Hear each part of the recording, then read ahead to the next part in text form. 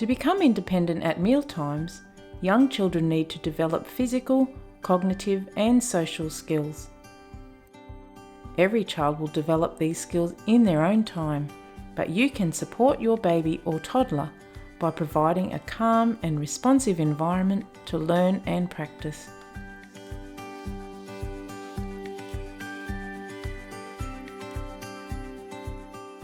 Children will be more capable eaters when their body is supported. Supporting your child's body in a high chair or booster seat will help your baby or toddler to feed independently. Having their body supported will also decrease their risk of choking, as well as increase their ability to communicate their feeding cues to you. The progression of textures is generally from purees to mashed to lumpy to family foods. Every baby does not have to follow this progression by an exact age. Food needs to be developmentally appropriate for their skill level. You can also help in the transition to new foods by offering different colours, textures and shapes. It is important for your baby to move to the next level of texture when they are able. Babies who stay with purees for longer than necessary are more likely to have issues transitioning to different textures. You will know that your baby is ready to move to the next texture by trying out small amounts. Remember, they might not get this right at first, and they may gag. Gagging is not choking. It just means your baby is still practicing with that texture.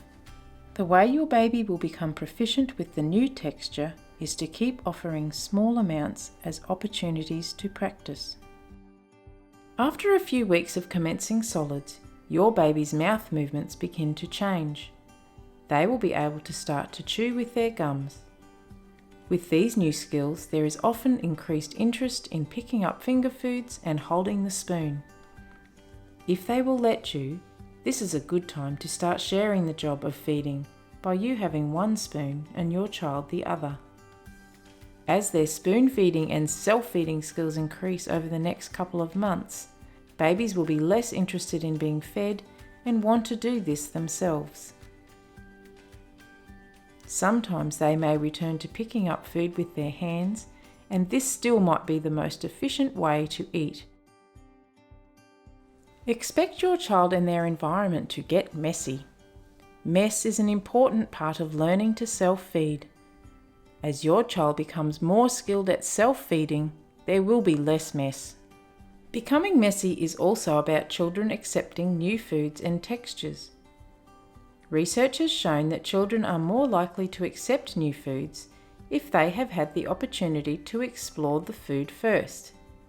Let your child look, smell, and feel the food.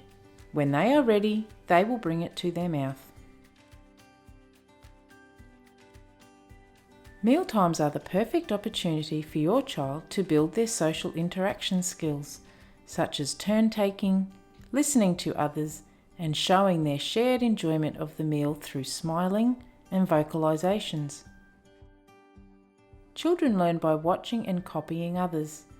Eating together as a family provides wonderful opportunities for older members of the family to role model eating new foods and encourage the use of utensils. When young children feed themselves, they will learn how much they can put into their mouth, as well as how much they can fit onto a spoon or fork. Practicing with small sips of water from an open cup during mealtimes can commence with their first foods. By around 12 months, babies will be eating family foods and feeding themselves independently with a fork or spoon. They will be drinking from a cup and no longer needing bottles if they were introduced. You can continue to breastfeed for the first 2 years and beyond.